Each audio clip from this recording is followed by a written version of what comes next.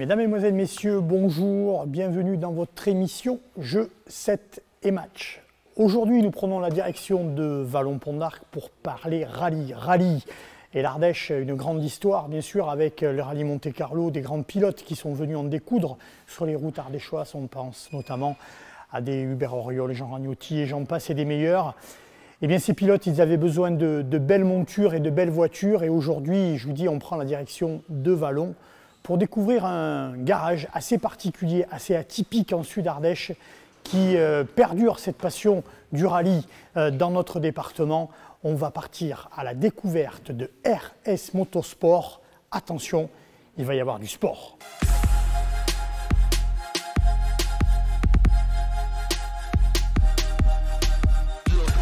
Allez, ben voilà, on se retrouve dans ce garage pour le moins atypique chez RS Motosport. Et bien, qui de mieux pour nous accueillir que Romain Serre, le grand Manitou de ce joli garage et c'est l'homme orchestre de tous ces mécaniciens qui sont là et qui préparent ces belles voitures. Bienvenue Romain sur TV07.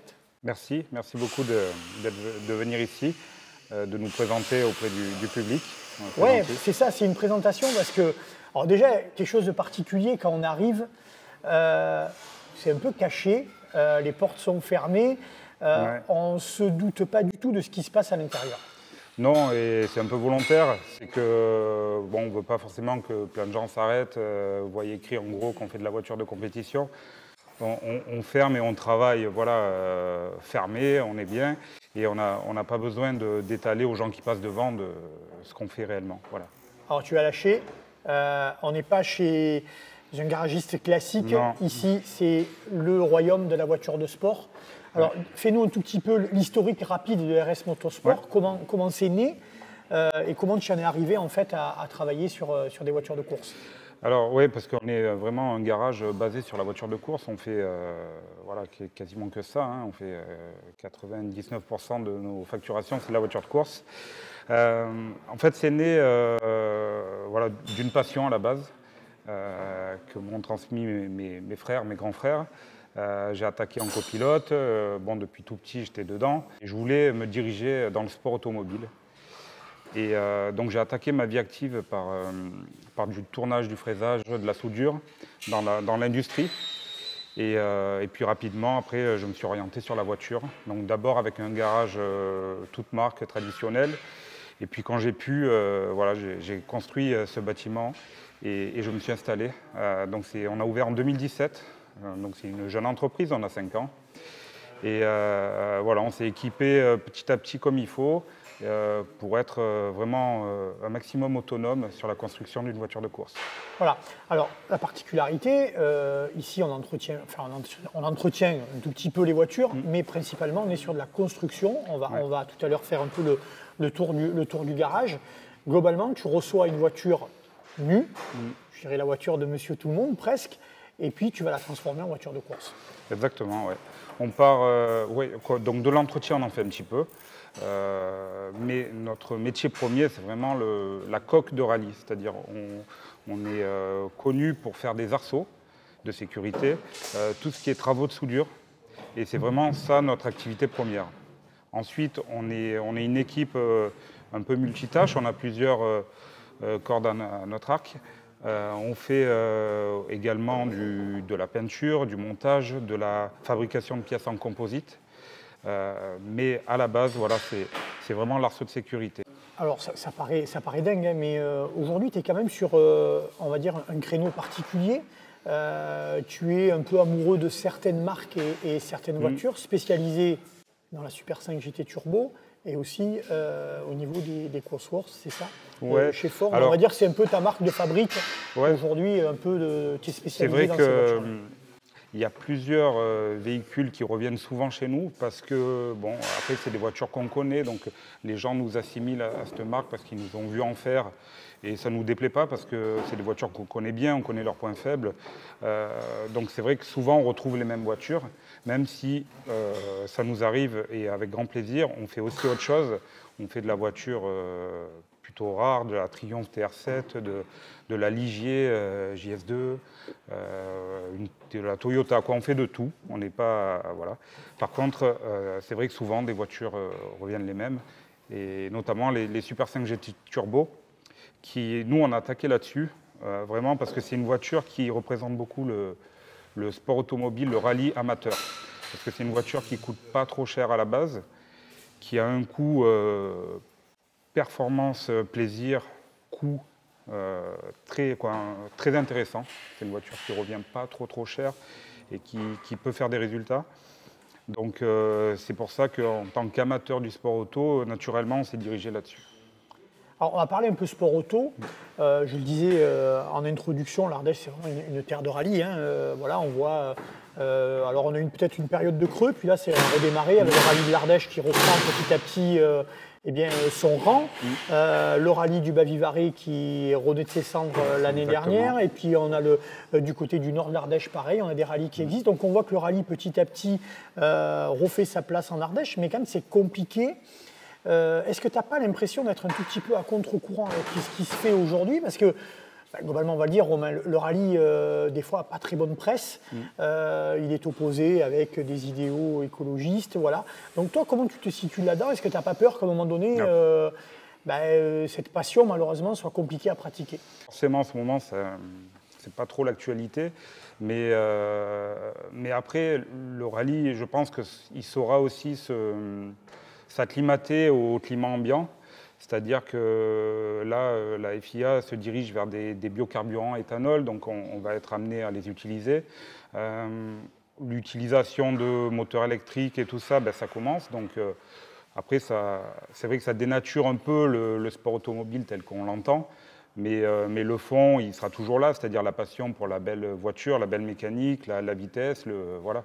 Donc on est un peu à contre-courant, mais on va s'y adapter. Ouais, c'est ça. Et est-ce que déjà tu commences à réfléchir un tout petit peu à l'avenir? On a vu en championnat du monde, notamment les voitures hybrides qui sont arrivées en championnat du monde. Donc si ça arrive à championnat du monde, on peut se dire que d'ici peut-être 5-6 ans, voire un peu plus, on va découvrir ça dans les championnats de France et peut-être dans certains rallyes régionaux. Ça va arriver.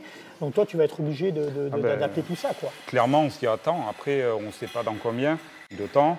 On n'est pas, pour l'instant, donc on n'a pas, nous, en tant que petite structure amateur, on n'a pas d'écho d'en haut de ce qui nous attend, mais dans la tête, on commence à s'y préparer.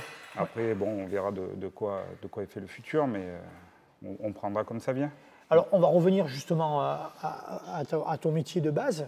Le rallye est quand même hyper codifié, il y a des règlements qui sont très précis. Et toi aussi, donc, en fabriquant des arceaux, tu es obligé de répondre à certaines normes, notamment de sécurité. Exactement, voilà. La FIA a un cahier des charges bien précis pour la fabrication des arceaux de sécurité. Et du coup, oui, on a des matières, des tubes, des normes à respecter, des dessins, des détails, des angles. Voilà, c'est assez carré. Donc nous, avec l'expérience, on a acquis le savoir-faire. On sait ce qu'il faut faire pour que ce soit homologué et que ce soit bien fait, bien résistant. Et puis, on attache beaucoup d'importance, nous, à nos réalisations d'arceaux. On aime que ce soit vraiment carré, que les soudures soient le plus jolies possible. Parce qu'une voiture de rallye, ça doit être une voiture performante, avec de la sécurité, mais aussi il faut qu'elle soit belle. Et nous, voilà, on a vraiment dans l'équipe une ligne directrice, c'est le boulot bien fait. Voilà. Donc on attache beaucoup d'importance à la finition.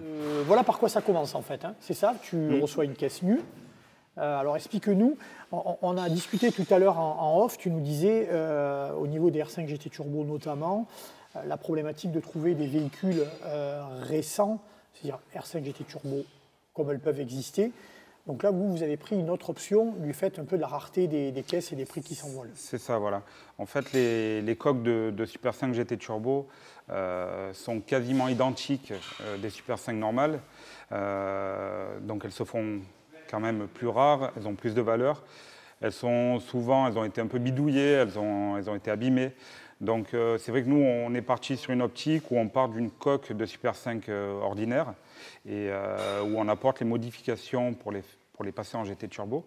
Et voilà, on préfère partir d'une coque saine, d'une Super 5 normale, et ensuite on la bascule en mode GT Turbo avec un arceau de sécurité pour faire du rallye.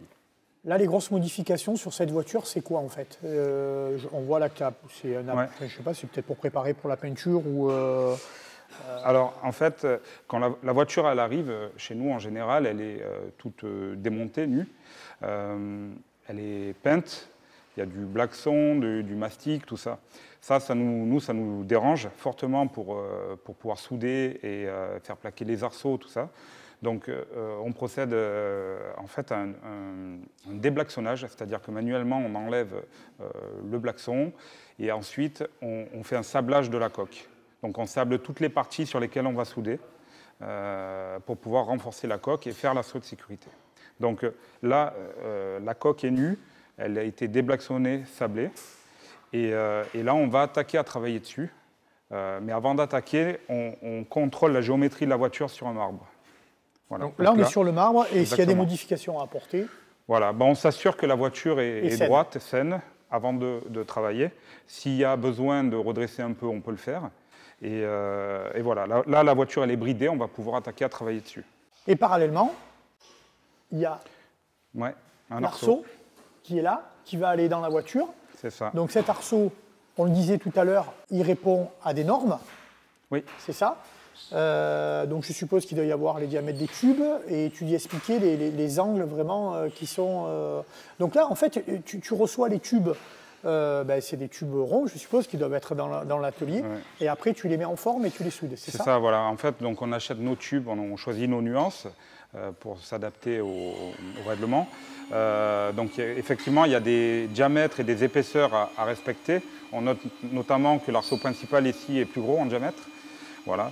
On achète les tubes en longueur de 6 mètres droit. Et ensuite, dans l'atelier, on est équipé de cintreuses manuelles et hydrauliques numériques qui nous permettent de faire toutes les pliages, les cintrages des tubes afin d'épouser au mieux la coque de la voiture. Et alors, une question toute bête, est-ce qu'aujourd'hui, tous les arceaux sont les mêmes? Ou est-ce que toi, tu as réfléchi, on va dire, à un dessin d'arceau particulier qui va augmenter les qualités de la voiture? Ou est-ce que tous les arceaux sont identiques? Alors, la réglementation nous propose des dessins. Après, nous, on est libre d'en choisir certains. Il y a des dessins, nous, qu'on trouve performants et beaux, qu'on reprend souvent. Mais avec ces dessins-là et notre savoir-faire, on peut s'adapter à la demande du client. C'est-à-dire que si le client il préfère tel dessin ou celui-là, on s'adaptera à ce qu'il souhaite. Et ça dépend aussi de la conduite du pilote ou...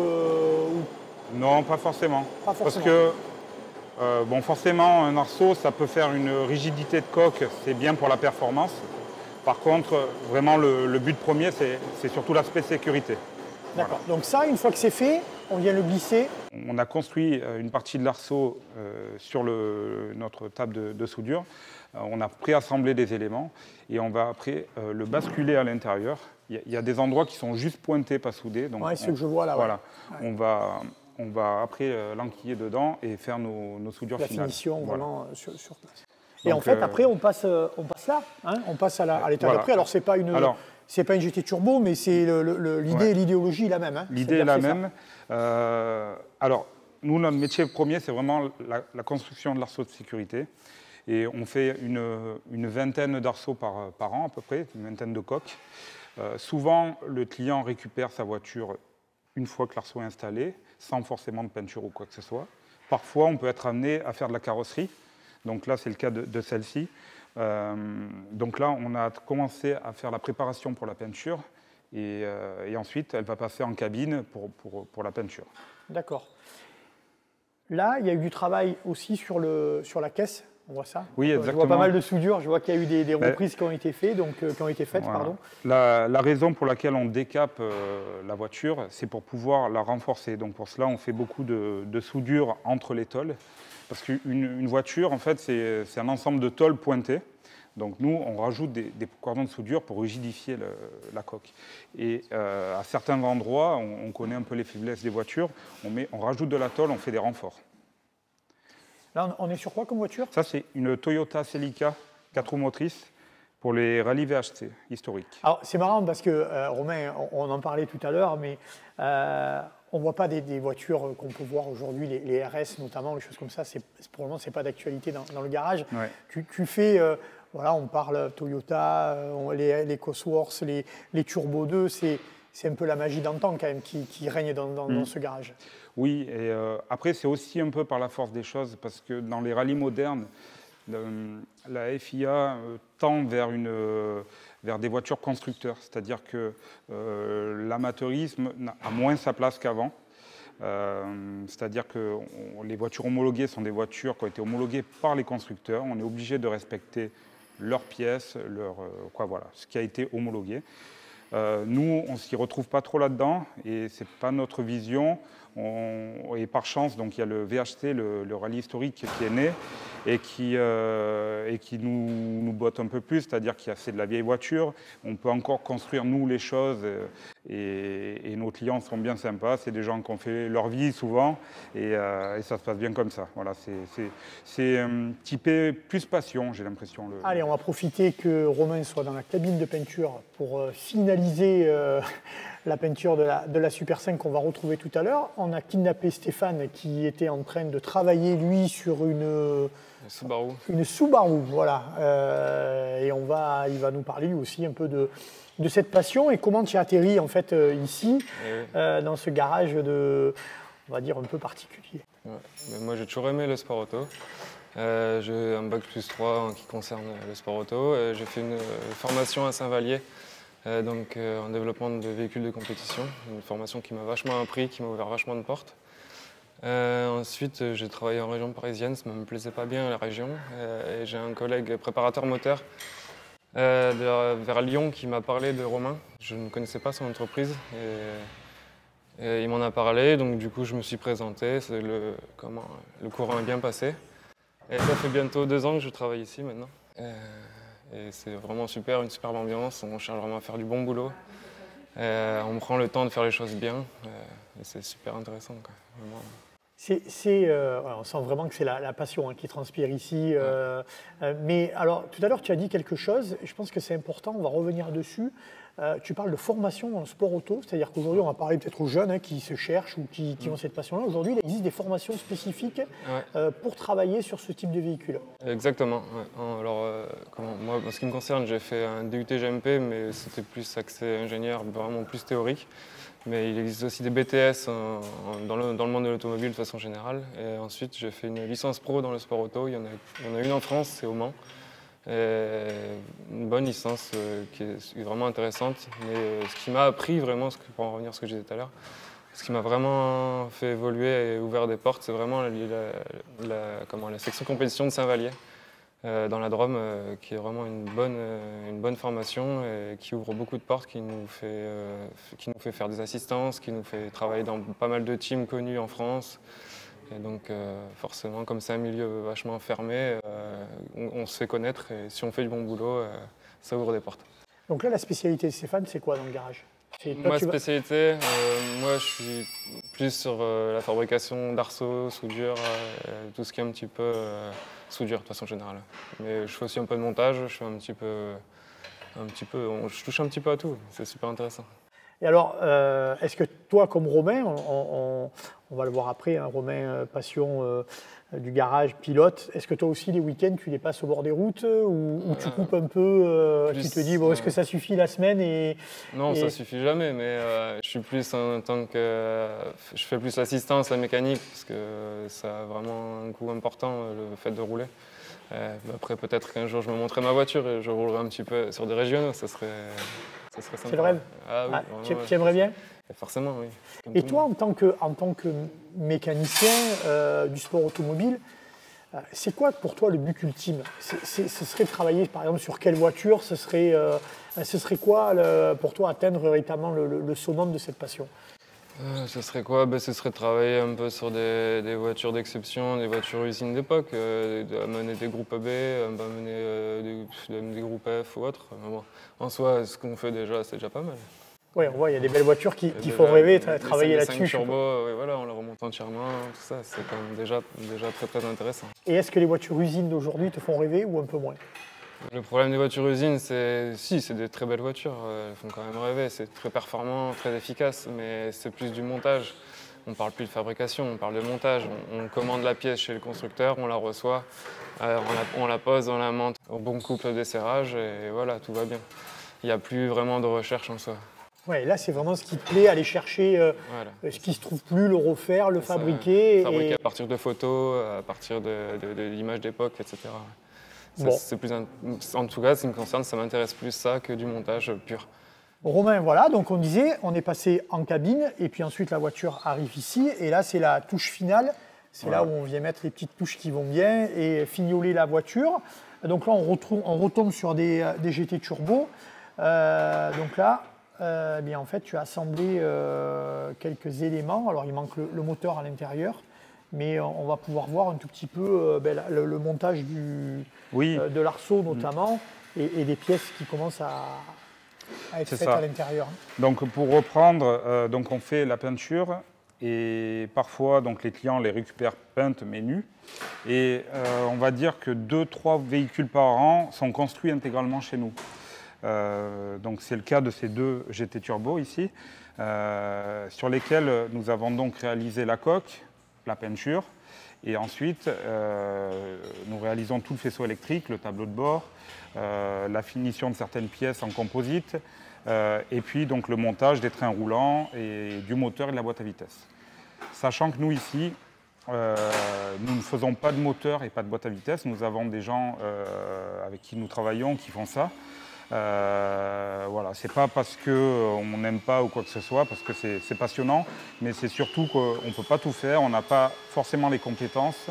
Et voilà, c'est vraiment des métiers à part entière. Donc nous, on fait ce qu'on sait faire, et on en fait déjà pas mal. Mais voilà, nos compétences en mécanique, moteur, boîte, on fait sous-traiter cette partie-là. Donc là, la voiture va être montrée de A à Z, et là, il y a quelque chose qu'on va regarder, c'est l'intérieur de cette GT Turbo. Oui. Donc là, tu as monté les supports de siège, toute la partie frein à main, hydraulique, enfin, il y a tout ce qu'il faut, la sécurité. Et puis, tu me parlais tout à l'heure de matériaux composites. Oui. Ici, à l'intérieur des portes, voilà par exemple ce que vous faites. Voilà, c'est vrai que, donc, juste pour revenir à ce qu'on parlait tout à l'heure, les rallyes modernes, les constructeurs de voitures, Peugeot, Citroën, Renault, livrent des voitures finies, clés en main. C'est-à-dire, il y a un package, des équerres de siège, des panneaux de porte bien spécifiques, on ne peut pas déroger à cette règle. Sur les vieilles voitures, on fait un peu entre guillemets ce qu'on a envie. Et donc nous, on essaie de faire un petit catalogue à notre niveau où on peut proposer à nos clients des équerres de siège, des panneaux de porte, des bacs de roue de secours, des faisceaux électriques, voilà. Pour que le client qui souhaite avoir une voiture quand même plutôt carrée et si un jour il doit abîmer une pièce, qu'il puisse la retrouver s'il a envie chez nous à notre catalogue. Donc là, c'est vous qui fabriquez notamment, c'est marrant de travailler le carbone avec ce mix entre la soudure, le carbone, c'est vrai que des fois ça ne va pas trop ensemble. Là, vous fabriquez donc... Ouais, disons que ça s'est fait un peu par la force des choses, c'est-à-dire que l'équipe s'est construite, on est 4, on est 4 à travailler, chacun a un peu sa spécialité, et dans l'équipe il y a quelqu'un qui fait du composite, de la fibre, et du coup, d'ailleurs il est là, c'est Jacques, et du coup on a développé un peu ces pièces-là pour apporter une finition tip-top à nos voitures. Donc là, il reste quoi? Les sièges à mettre et la partie moteur. Voilà, exactement. Là, on a fini le faisceau électrique, le tableau de bord. Les trains roulants sont en place. Il nous manque moteur, boîte à vitesse et après quelques finitions, les sièges notamment. Mais ça, on le met vraiment à la fin, qu'on n'a plus besoin d'accéder à l'intérieur de la voiture. Et après, vous avez des essais qui sont faits avec les voitures ou vous essayez de les faire rouler un tout petit peu avant de les livrer Alors ça, c'est toujours un peu délicat parce que le problème des voitures de compétition, c'est que c'est pas on n'est pas trop réglementaire entre guillemets par rapport au code de la route. Donc c'est vrai qu'on se prête souvent à aller faire des essais sur route fermée. Parfois, selon les clients, on peut les accompagner à cette étape-là. Parfois, nous, on fait juste, on dégrossit la voiture et les clients de leur côté pour leur mise en marche. Après, ça dépend, chaque voiture est bien particulière, on s'entend et on définit de quelle façon ils souhaitent qu'on la livre. Voilà. Alors Romain, on a bien compris, hein, les choses évoluent. On voit que tu as plein d'idées dans la tête et que tu as envie de faire évoluer ce magnifique garage. C'est quoi la prochaine étape? Vers quoi tu aimerais tendre aujourd'hui pour offrir encore plus de services à tes clients?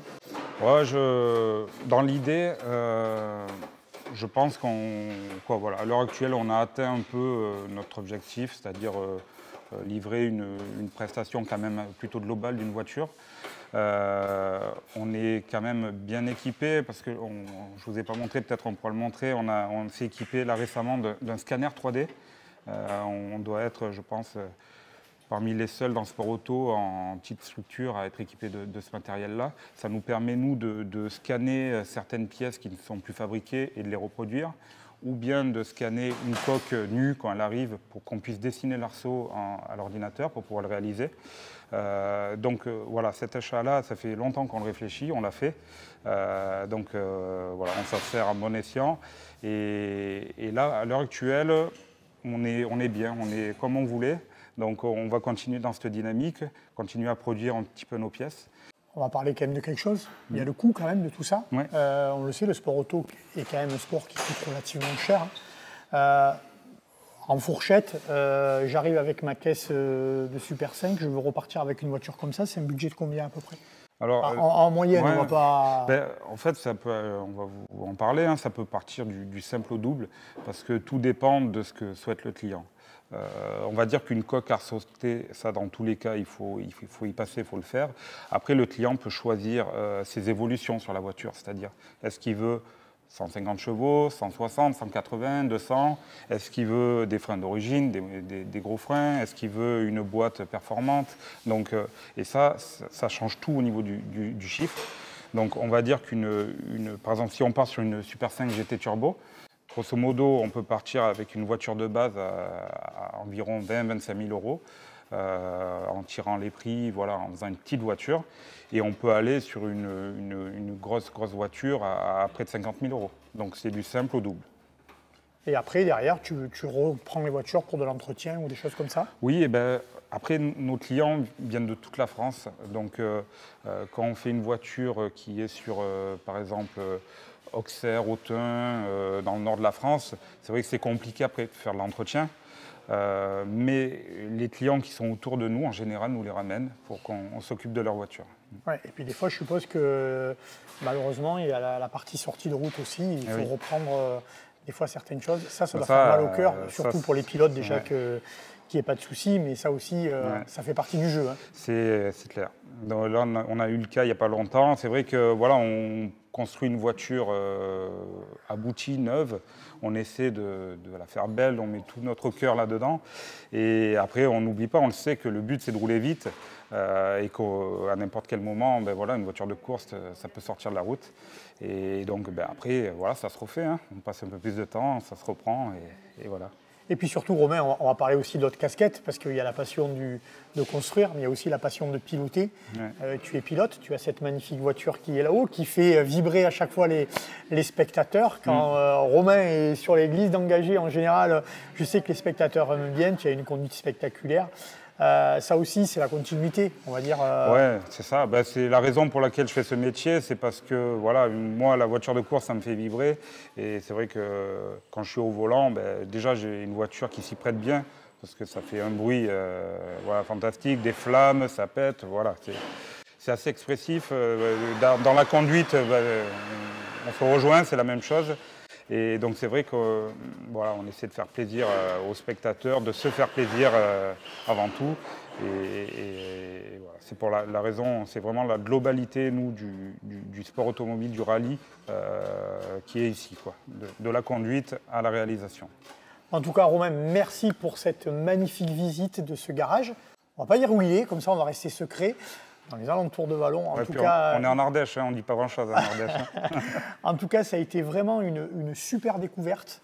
Et puis, amis passionnés de rallye, quand vous regardez un peu les voitures désormais rouler, vous penserez à Romain et vous verrez cet artisan qui fabrique des choses magnifiques. Merci. À très bientôt, puisque nous on sera présents notamment sur le rallye de l'Ardèche et le rallye du Bas-Vivarais, donc oui. On se recroisera à nouveau. Bien sûr. Merci de cet accueil et à très bientôt. À très bientôt.